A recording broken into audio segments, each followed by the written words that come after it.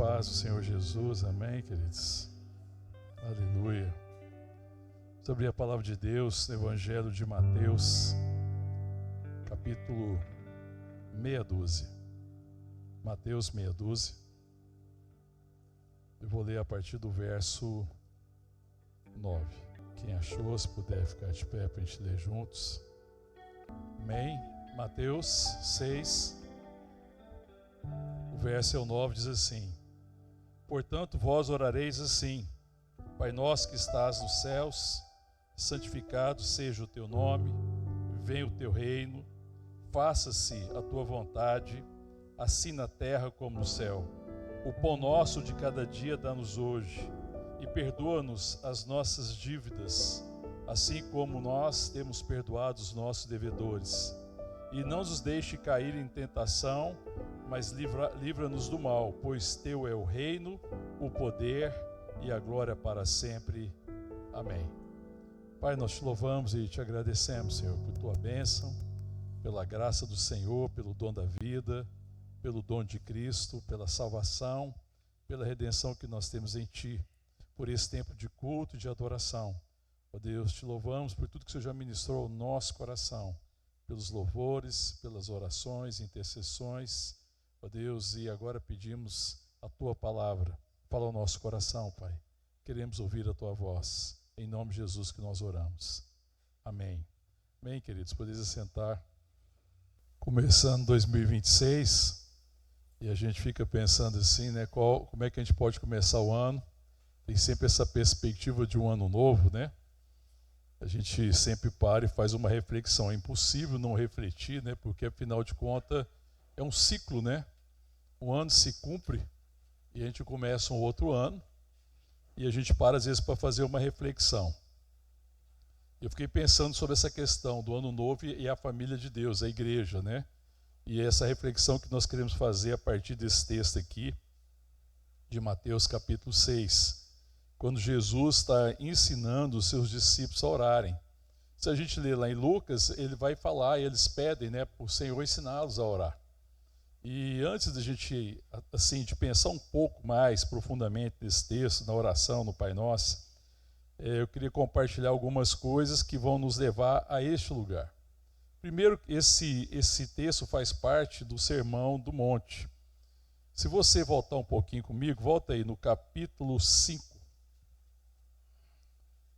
que fala do Sermão do Monte, começa no primeiro verso, capítulo 5. O capítulo 5, verso 9, fala assim: Bem-aventurado os pacificadores, porque serão chamados filhos de Deus. Todas as bem-aventuranças que vão sendo faladas aqui, essa é uma que chama muita atenção, porque fala assim: Bem-aventurados os pacificadores, porque serão chamados filhos de Deus. E os pacificadores, antes de tudo, eles têm seu coração em paz. Estão em paz com Deus e serão chamados filhos de Deus, porque eles, nas suas vidas, eles serão uma materialização daquilo que é ser filho de Deus, ser homens e mulheres que vão cumprir um propósito. Então, bem-aventurados, felizes, amém, querido? Felizes. Felizes os pacificadores, porque serão chamados filhos de Deus. E aí, quando a gente vai lá para um pouco mais à frente, se você deixa marcado o texto de Mateus 6, vai comigo na carta de Paulo à igreja que está em Éfeso, para que a gente tenha alguns fundamentos para a gente aprofundar Mateus 6. A carta de Efésios capítulo 1, no verso 3, diz assim, achou aí? Efésios capítulo 1, o verso é o 3. Sim.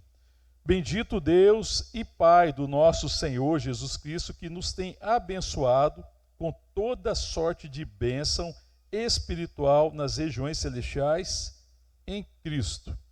E ele continua no verso 4: Assim como nos escolheu nele antes da fundação do mundo para sermos santos e irrepreensíveis perante ele, e em amor nos predestinou para ele, para a adoção de filhos, por meio de Jesus Cristo, segundo o beneplácito da sua vontade, ou o conselho da sua vontade.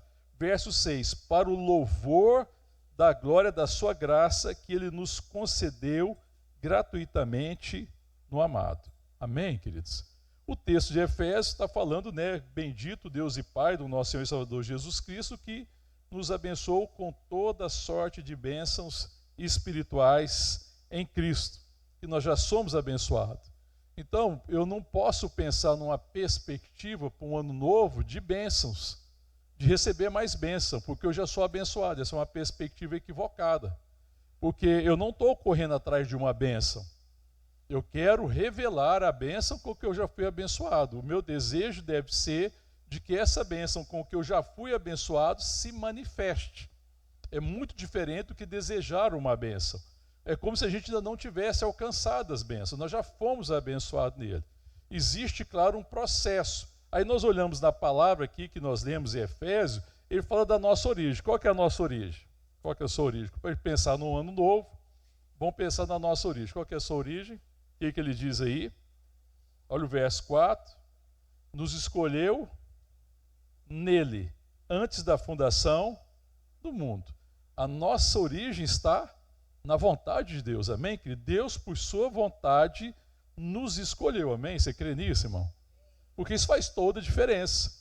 Então eu preciso me lembrar quem eu sou, qual que é a minha origem. A origem minha origem é a vontade de Deus. Deus sendo o Senhor, Criador de todas as coisas, o Deus soberano, irmão, que formou tudo isso aqui que você está vendo, os céus, a terra, todas as coisas que existem, que trouxe a existência, as árvores, os animais, tudo, céu e mar.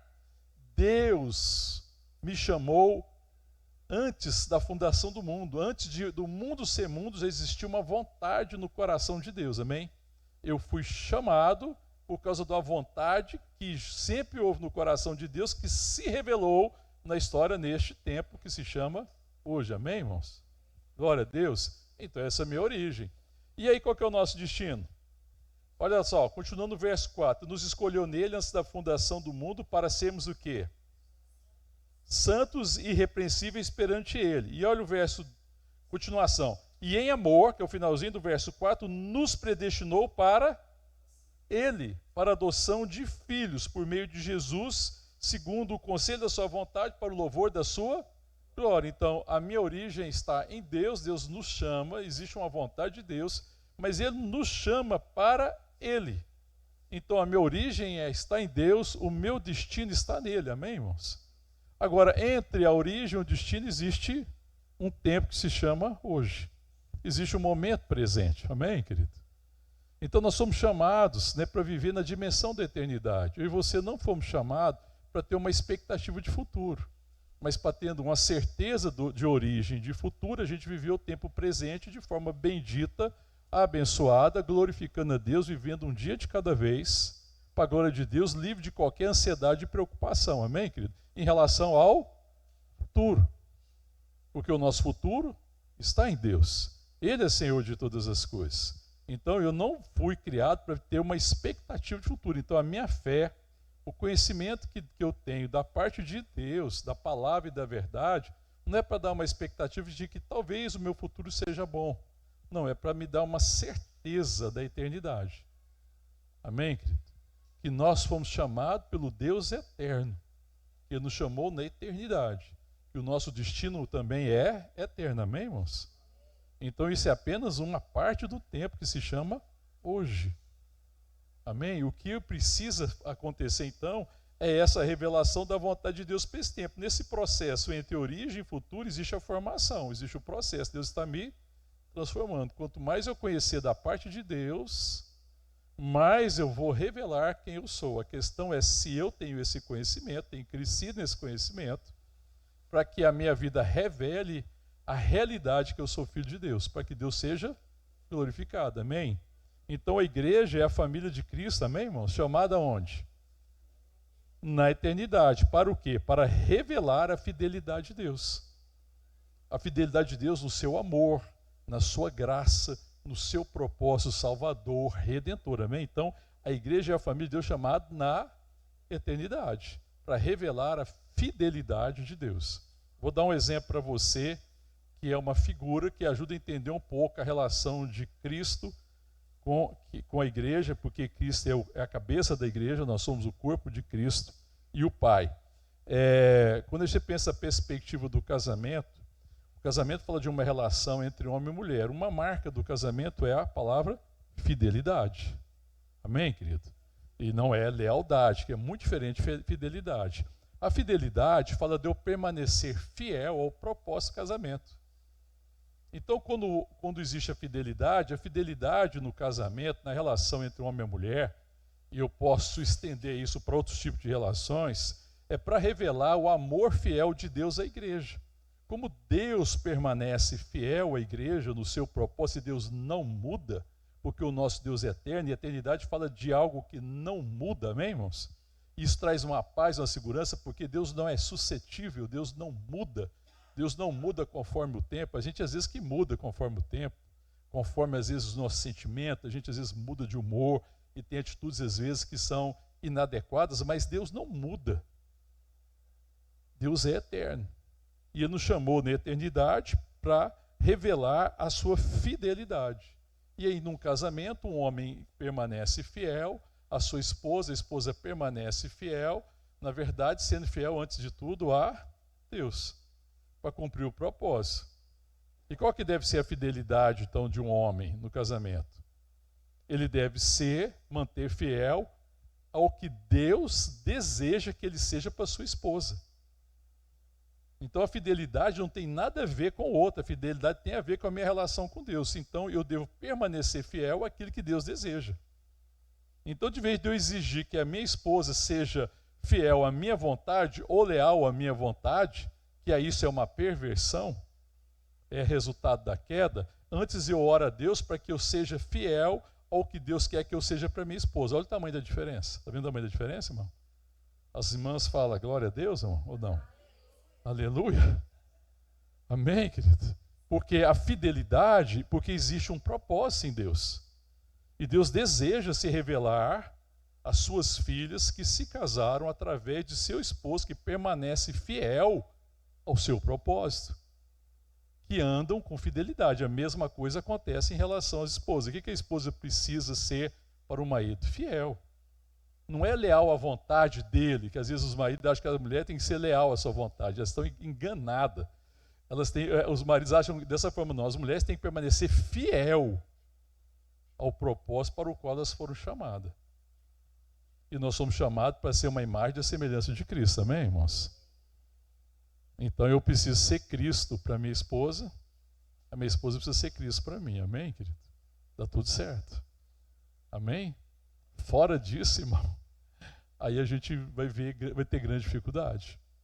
Então a igreja, irmãos, a gente voltando ao propósito, à origem, é a família de Deus chamada na eternidade para manifestar a fidelidade do amor de Deus, para desfrutar de uma vida com Ele e ser uma revelação desse amor fiel que Deus tem pela igreja, ao ponto de entregar seu único Filho, Jesus Cristo, para salvá-la e redimi-la e adorná-la.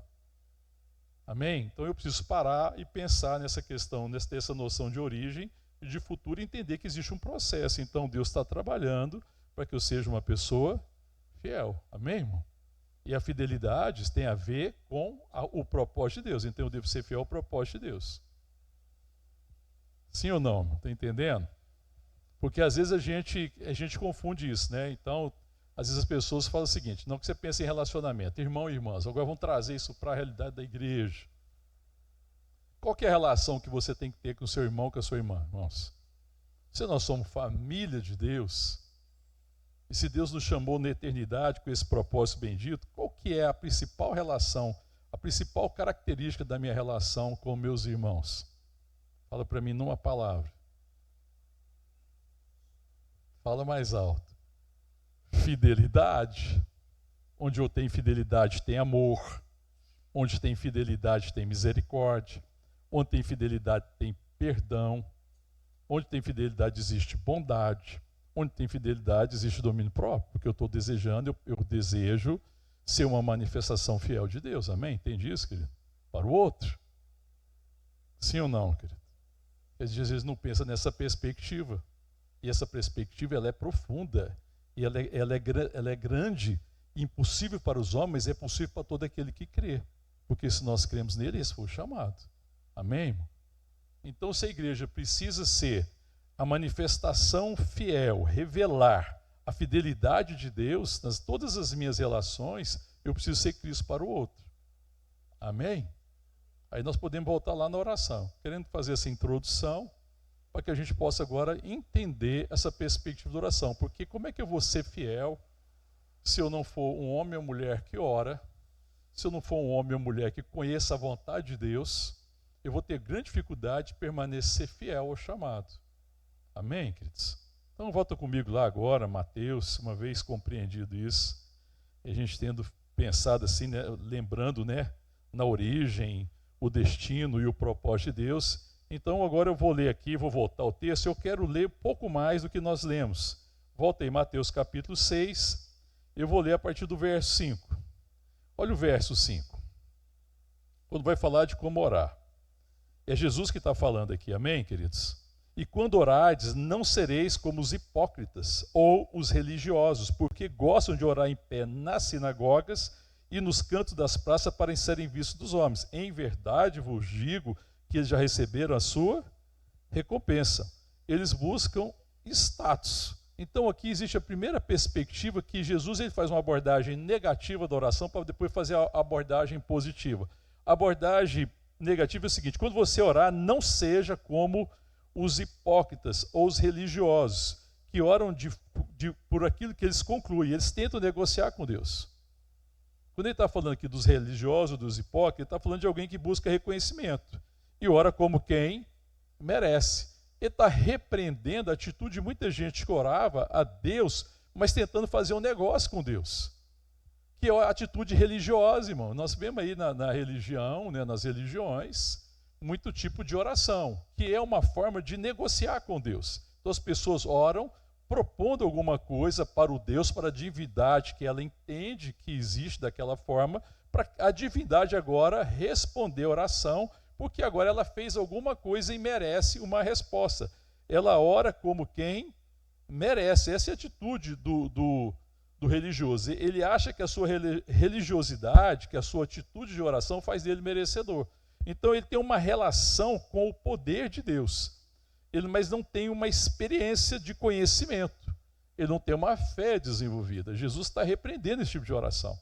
Essa oração que é formal, essa oração que eu falo assim, se eu orar assim, então Deus vai ter que me responder. Essa perspectiva totalmente equivocada da oração. E o que nós queremos hoje é entender um pouco mais profundamente a realidade de oração. Então não orem assim, não orem de forma religiosa. Compreende isso, queridos?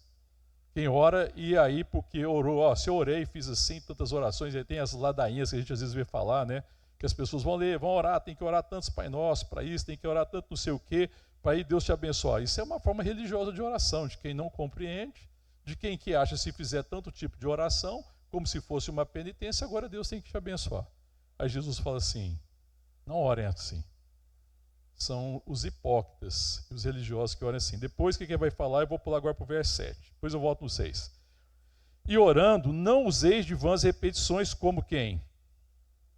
Os gentios, que era o povo que não era o povo de Deus, né, que não era religioso, que ele era um ignorante, porque presume que pelo muito falar serão ouvidos. São os pagãos. Eles oram e repetindo muitas as coisas assim, pensando que pela repetição eles vão ser ouvidos. Então eles oram instintivamente, como alguém que entende que tem uma necessidade, ele ora como quem necessita. Uma diferença do religioso, do hipócrita, é que ele ora como quem merece. Se eu fizer esse tipo de oração, esse sacrifício, se eu fizer essa campanha, já ouviu falar das campanhas? Que você faz uma certa campanha para agora Deus, depois você fez a campanha, que você orou tanto tempo, que você fez certo sacrifício, então agora Deus tem que te abençoar. Esse é o religioso. O ignorante aqui, o gentio, o pagão, ele ora como quem necessita. A oração dele tem um quê de sinceridade. Por quê? Porque ele ora segundo as suas necessidades, ele tem uma intuição. Porque todo mundo tem uma necessidade de Deus, de uma certa forma. Porque todo mundo, de certa forma, é resultado da queda. Todo mundo, de certa forma, não, todos são resultado da queda. Todo lugar que você for, por mais afastado que seja, por menos culto que uma civilização seja, por menos conhecimento que ela tenha, você vai sempre encontrar lá culto a um Deus, a um tipo de Deus, você vai sempre encontrar. E isso é o resultado da necessidade do homem que tem de realmente cultuar o Deus verdadeiro. Mas na queda as pessoas se entregam a isso e elas têm necessidade. Então ele está falando de alguém que ora, de um ignorante, de um pagão, de um ímpio, de um gentil, no caso que fala, alguém que tem necessidade. E ele tem uma intuição que existe um Deus. E ele ora a um Deus que ele nem sequer conhece. Então ele ora segundo a sua necessidade. Ele tem relação com uma figura divina, mas não tem também conhecimento de Deus. Então Jesus está advertindo contra esses dois tipos de oração. Tá bem, queridos? E depois eu vou voltar agora no verso 6. Aí ele fala assim, tu porém. Quem que você está falando? Tu porém é quem aqui? Fala assim, nós, filhos e filhas de Deus, quando orares, entra no teu quarto e fechada a porta, orarás a teu pai. Bom, aqui já tem uma mudança gigante. A gente ora a quem, irmão? Ao nosso Pai. Aí, irmãos, eu vou falar com carinho aos irmãos. A gente às vezes muito ora Deus, Deus, Deus. Irmão, mas você ora a Deus ou você ora ao seu Pai? Porque é normal a gente orar a Deus, irmão. Porque a gente começa orando a Deus. Porque a gente não tem revelação de Deus como Pai. Mas depois a gente não está orando nem ao Pai. Percebe que às vezes a nossa oração é carregada de Deus, Deus, Deus. A gente vai fazendo parece que de uma forma automática. Ué, mas a oração é uma relação com Deus, é uma conversa com Deus. Mas ele está orando, fala assim, orando ao seu Pai. Então vamos fazer algumas reflexões aqui. Quando você vai conversar com o seu pai, você conversa de forma formal. Porque esse formalismo, então, com o nosso pai, a gente às vezes tem essa dificuldade. A gente às vezes tem uma relação, às vezes, assim, formal. Mas vamos seguir. Depois nós vamos aprofundar um pouco mais. Então verso 6. Tu, porém, quando orares, entra no teu quarto e fechada a porta, orarás ao teu pai que está em secreto. E o teu pai que vem em secreto te recompensará. No verso 8, depois de falar dos gentios, dos ignorantes, fala assim, não vos assemelheis, pois, a eles, pois que Deus, o vosso Pai, sabe o que tendes necessidade antes que lo peçais. Puxa vida, agora aqui existe uma diferença absurda. O ímpio, o ignorante, quando ele ora a Deus, ele acha que Deus conhece a necessidade dele? Ele tem essa convicção? Não tem. Ele tem uma necessidade e ora para que Deus responda a sua necessidade, a figura que ele tem de Deus. O religioso, ele acha que ele tem direito diante de Deus, mas ele não vê Deus como pai, que conhece a sua necessidade e simplesmente quer abençoar na sua necessidade, porque um pai tem prazer de abençoar os filhos na sua necessidade, sim ou não, queridos? Sim. Qualquer pai normal tem prazer em abençoar seus filhos na necessidade. Algum pai normal tem prazer em ver filhos passar necessidade. O prazer é suprir. Amém, querido? Não é isso que acontece? Então ele fala, não vos assemelheis a eles, pois eles pensam que vosso pai, porque vosso pai sabe que tem necessidade antes de lo peçais. Então existe uma perspectiva aqui. Primeiro eu oro ao pai. Segunda coisa, eu oro a quem conhece a minha necessidade. Ele é Deus Todo-Poderoso, o Deus onisciente, que conhece todas as nossas necessidades, não necessariamente os nossos desejos, porque uma coisa é necessidade, outra coisa é desejo. Aí existe aqui uma diferença muito grande. E depois aí sim, o verso 9. Agora vamos lá para o verso 9, vamos tentar trabalhar aqui o verso 9. Portanto, vós orareis assim. Então quem que ora assim agora? Verso 9. Portanto, vós quem? Fala assim, nós, filhos e filhas de Deus, nós. Então vocês vão orar assim, está referindo agora aos filhos de Deus. Pai nosso. Ah, bom, então você falou o vosso pai, agora ele falou que o pai é quem? Amém, irmão? Então o pai é nosso. Aqui existe uma questão muito profunda da realidade de família. Então não é meu pai, é mais do que meu pai, é o nosso pai. Amém? E o pai contempla a necessidade só de um filho, ou o filho, ou o pai contempla a necessidade dos filhos? Ele contempla a necessidade dos filhos. Então, olha, portanto, vocês vão orar assim, Pai nosso que estás no céu, santificado seja o teu nome. Então, a primeira perspectiva é eu estar orando ao Pai que é nosso, amém, querido? Então, se eu estou orando ao Pai que é nosso, o Pai nosso, irmão, está pensando, o nosso Pai na necessidade nossa. nas nossas necessidades, Ele quer abençoar nós como família. Ele conhece as nossas necessidades. Ele falou assim, olha, Deus conhece a sua necessidade antes mesmo de você pedir. E nós vamos orar a esse Pai, que é o nosso Pai, que conhece a nossa necessidade. Amém, querido? Que contempla a nossa necessidade. E ele fala assim, santificado seja o teu nome. Como é que a gente santifica o nome de Deus?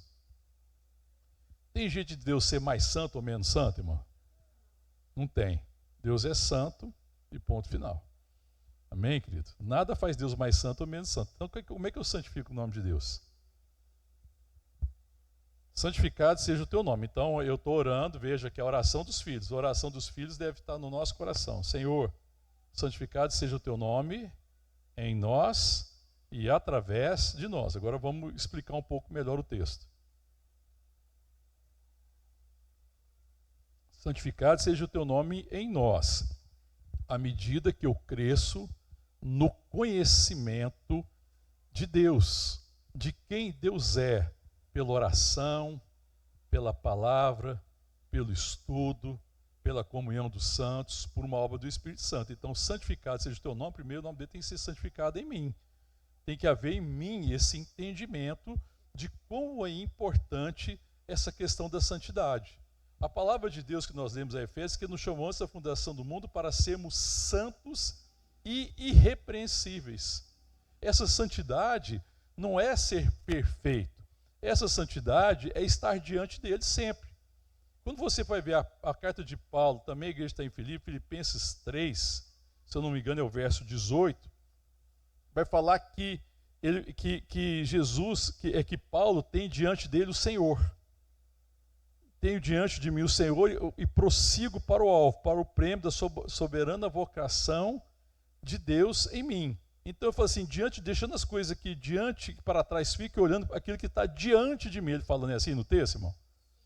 A gente não precisa lá ler o texto, depois você pode lá ver. Ele não fala no que está adiante, ele fala no que está diante. O que está diante de mim e de você? 2026, 2027, 2028, 2029, 2030, é o que está diante de nós, irmão? Isso é o que está adiante. Mas Paulo não contempla o que está adiante, ele contempla o que está diante dele. O que está diante dele, irmão? A eternidade. A realidade de quem ele é em Deus. A realidade que Deus está transformando ele. A realidade que Deus quer revelar-se a ele, para que ele cresça em maturidade, para que ele seja transformado dia após dia à imagem e à semelhança de Cristo. Então, tem diante dele o quê? A eternidade. Amém, queridos?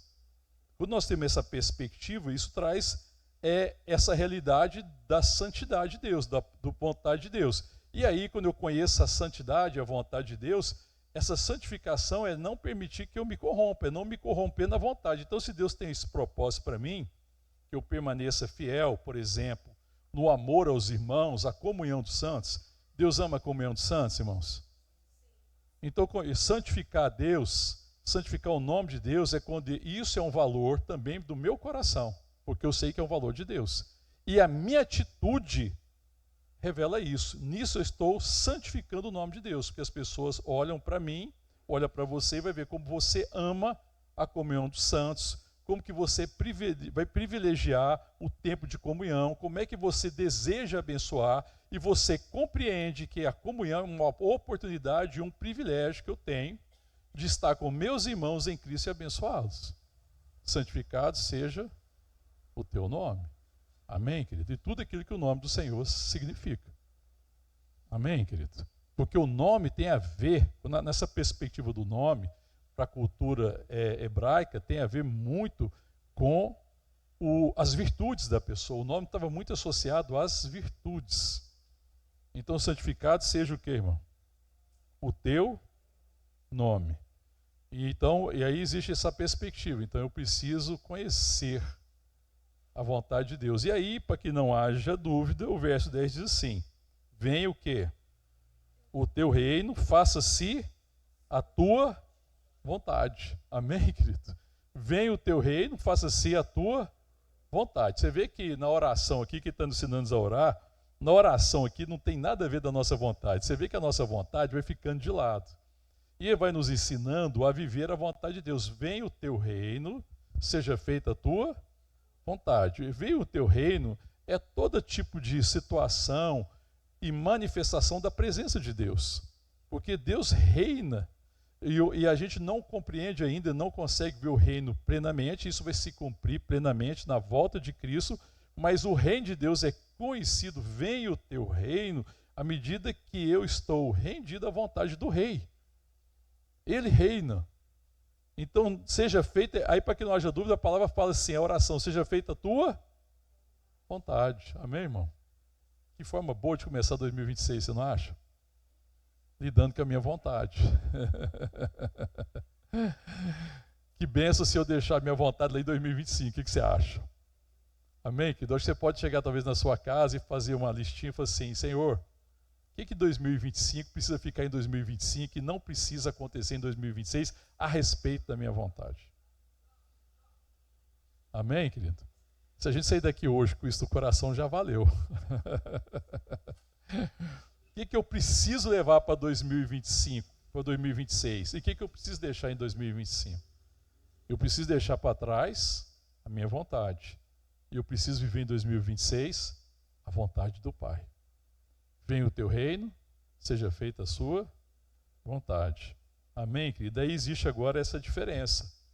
Porque os filhos de Deus, diferente do ímpio, diferente do religioso, o religioso ele ora por aquilo que ele conclui, segundo o que ele merece, o gentil, o pagão, segundo a sua necessidade, ele ora como quem necessita. Os filhos de Deus oram como quem conhece. Eu conheço meu Pai. Eu conheço o meu Senhor. Eu conheço o meu Salvador. Eu conheço Ele na salvação, na redenção, na obra que Ele fez. Eu conheço o meu Senhor na sua vontade. A sua vontade precisa estar diante de mim. Seja feita a sua vontade. Então eu preciso crescer nesse conhecimento. Então a nossa oração, ela precisa ser fundamentada na vontade de Deus. Então os filhos de Deus oram como quem conhece o Pai. E isso vai lidar com a nossa vontade, porque muitas vezes a nossa vontade é oposta à vontade de Deus. Isso é uma dificuldade que a gente tem na caminhada. Sim, querido? Sim ou não? Bom, então quando eu penso na vida de oração, quando você pensa no que está escrito aqui, que Jesus fala, venha o teu reino, faça-se a tua vontade, assim na terra como no céu, irmão. Então isso aqui fala de que vida de oração é entrar na presença de Deus. Como é que a gente pode orar sem conhecer Deus? Porque como é que eu posso orar segundo a vontade de Deus? Não é isso que Jesus está ensinando nessa oração, irmão? Vocês vão orar de que forma? Venha o teu reino, seja feita a sua vontade. Você conhece a vontade de Deus, querido? Vou fazer perguntas bem objetivas. Você conhece a vontade de Deus para a igreja que é o corpo de Cristo, que congrega neste lugar, por exemplo? Qual que é a vontade de Deus? O que é a vontade de Deus para o irmão e para a irmã que caminha comigo no ministério? Eu conheço. O que é a vontade de Deus para os meus filhos? O que é a vontade de Deus para os meus irmãos?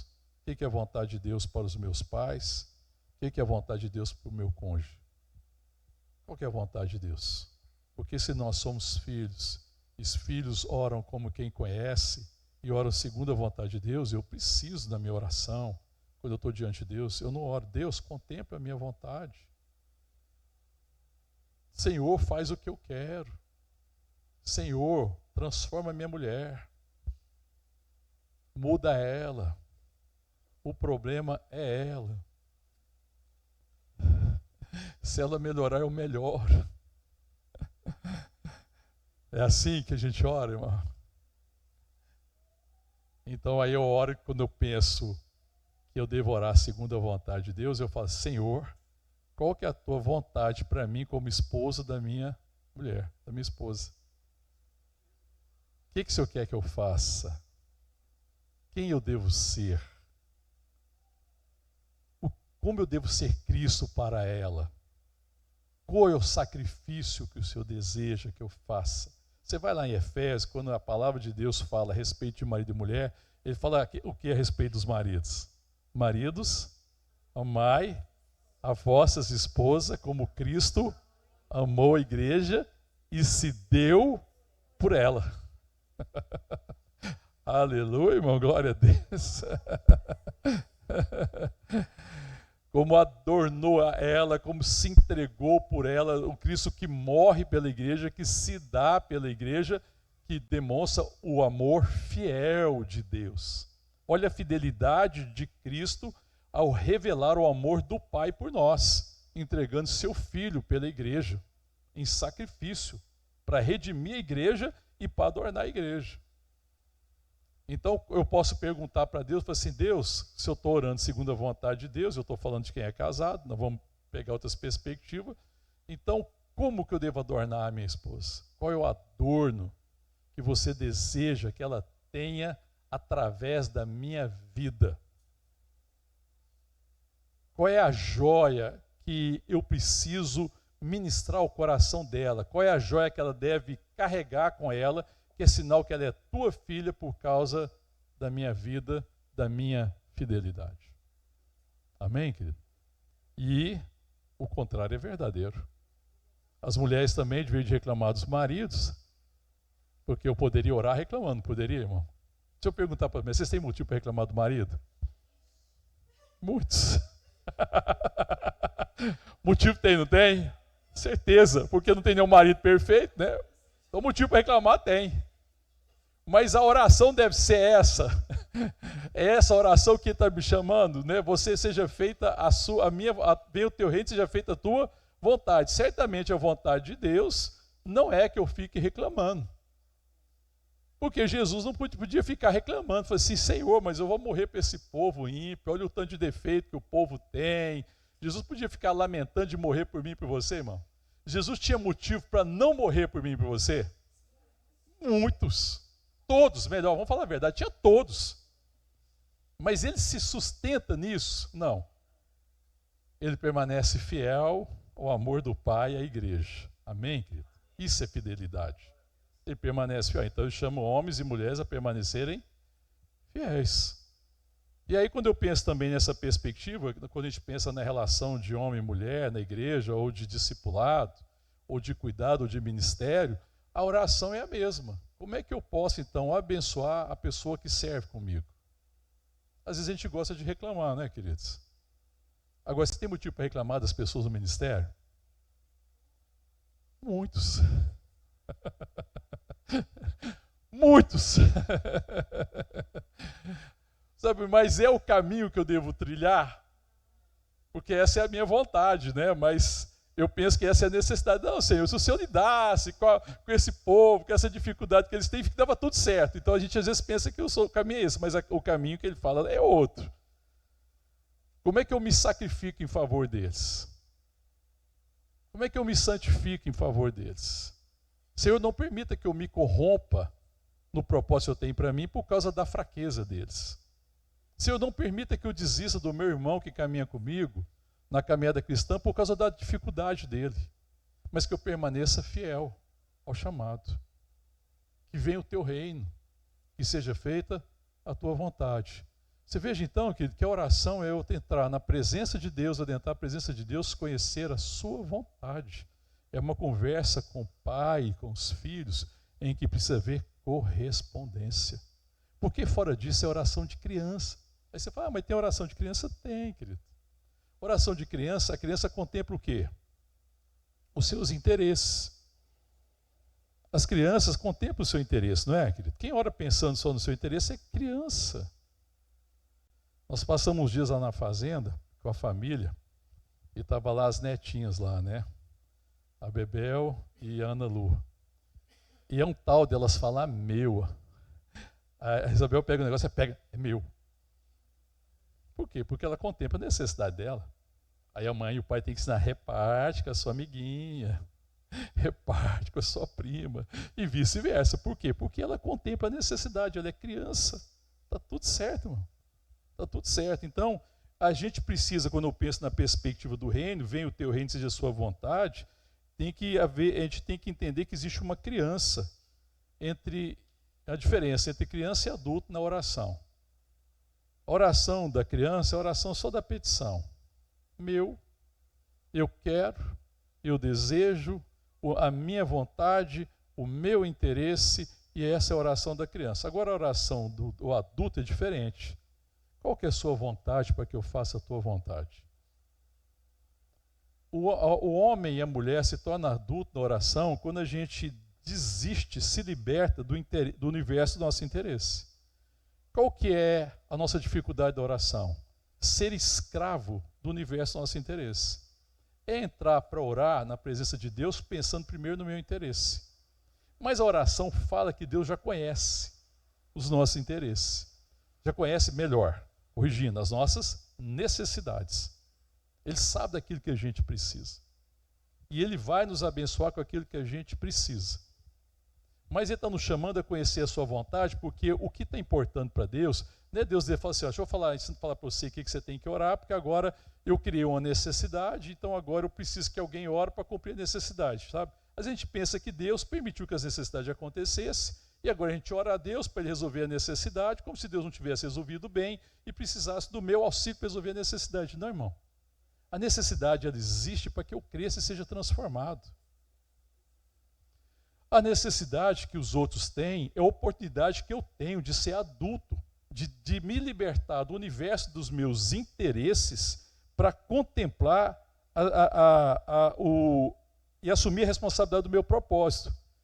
A oração é uma oportunidade que eu tenho de ser adulto, eu falo assim, de fato eu tenho uma série de interesses, mas quando eu estou diante do Deus Santo, do Deus extraordinário, do Deus fiel, Ele me ensina a buscar a vontade dEle, a desistir do universo dos meus interesses, a abandonar esse universo das minhas vontades, para abaçar a responsabilidade do meu propósito. Nós somos chamados com propósito, amém, querido?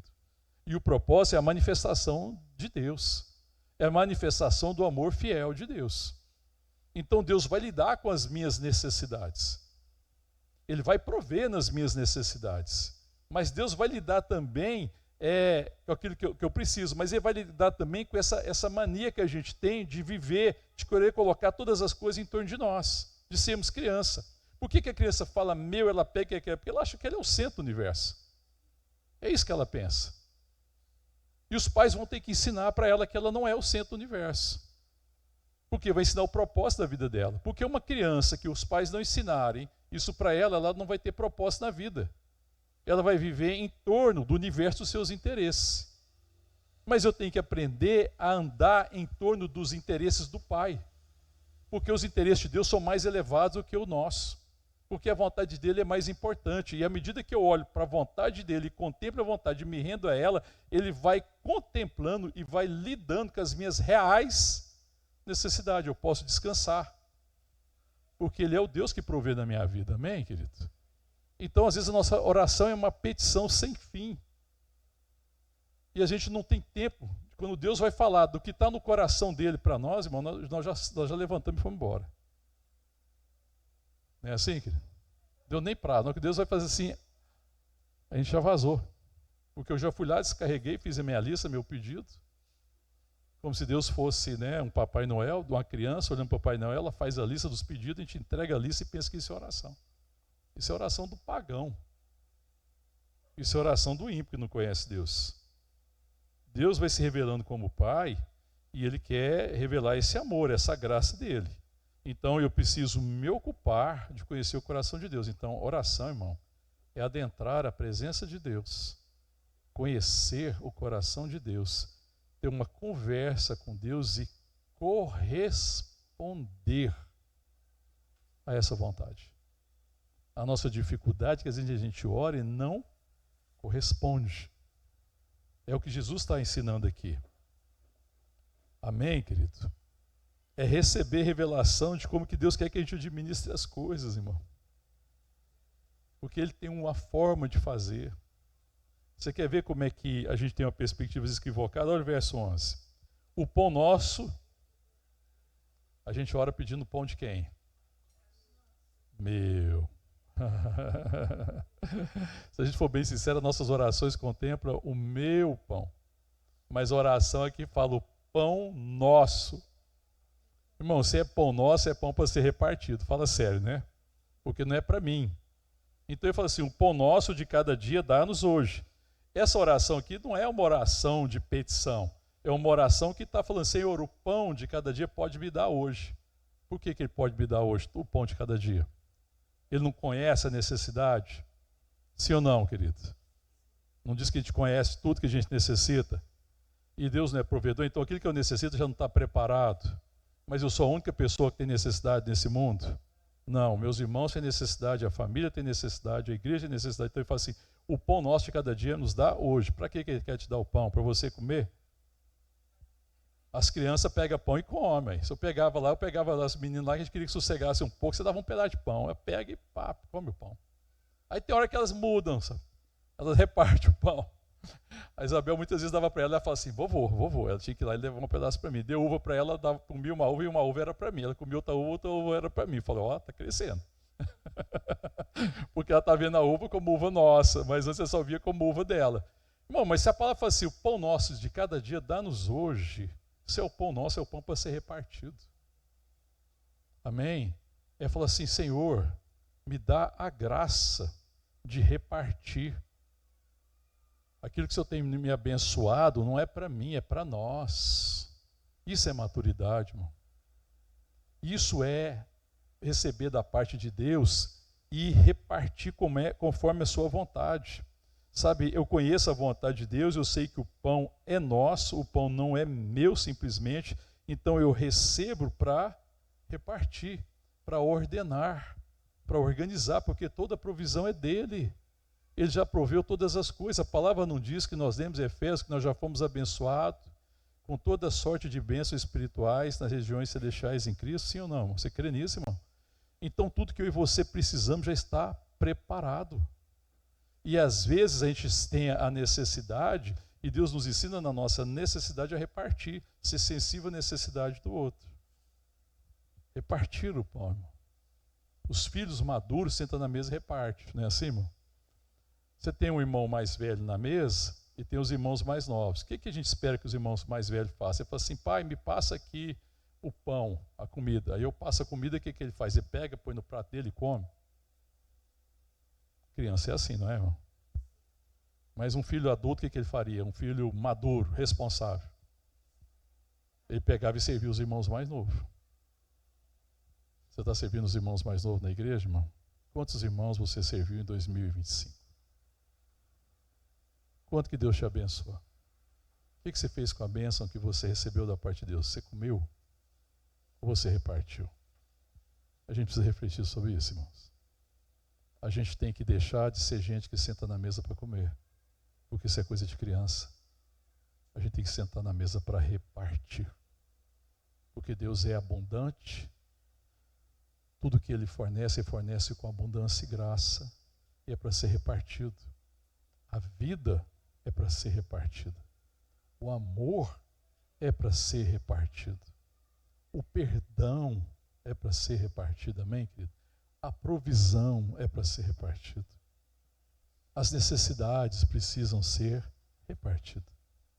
O pão nosso de cada dia nos dá hoje. Essa é a oração de gente madura. A oração de criança, pai, me dá o pão, eu quero pão. É assim que você lê isso aqui? Porque criança lê assim. Está vendo? Tem que me dar o pão. Eu quero. E não sabe se alguém precisa ou se o pão é muito, aí você dá o pão e come tudo, deixa os outros sem. Criança. Mas a pessoa madura fala assim, pai, pode passar o pão para mim. Aí ele pega o pão, ele não se serve, ele serve todo mundo. Depois que ele serviu todo mundo, ele serve a ele mesmo. Porque ele sabe que o pai é abençoador e Deus está dando para ele, o pai está dando para ele o privilégio de repartir a bênção. Amém, querido? Que em 2026 nós sejamos repartidores de bênção. Que a gente seja gente que senta na mesa para repartir. Que a gente entenda que a mesa da graça de Deus é uma bênção, é uma mesa de abundância.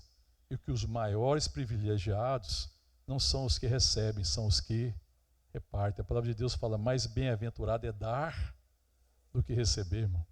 Porque a bem-aventurança de dar é quem confia e conhece a abundância e o amor do Pai. Quem deixou de ser criança, quem desistiu do seu universo, das suas necessidades, quem abandonou o universo das suas necessidades e vontades e abraçou a responsabilidade do propósito.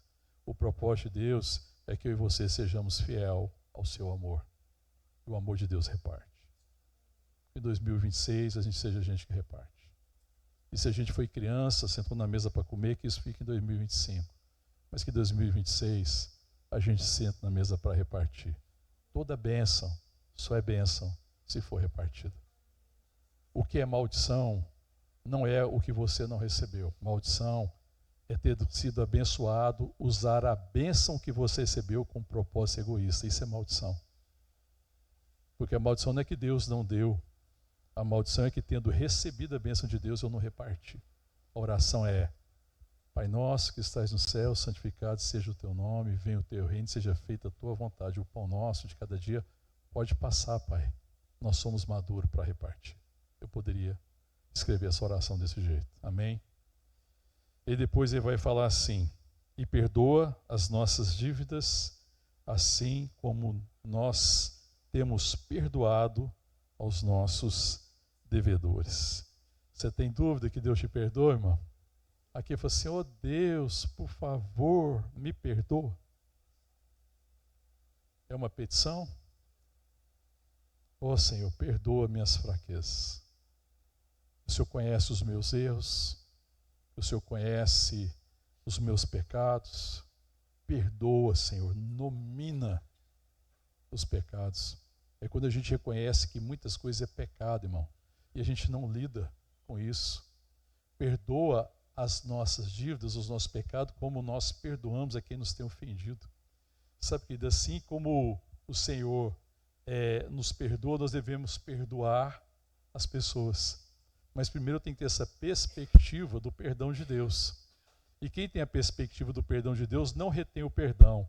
Irmão, se você traz com você mágoa no coração e não perdoou, em nome de Jesus, deixa ela em 2025. Amém? Mas que em 2026 seu coração seja livre. Que você perdoe como você é perdoado. E o perdão de Deus é um perdão livre. O Deus perdoa corações arrependidos. Onde existe arrependimento, tem perdão. Arrependimento é reconhecer que eu errei. É reconhecer que eu peguei o caminho errado. Sabe o que é? Reconhecer que eu pensei mal. É reconhecer que eu agi mal. É reconhecer que eu desejei o mal.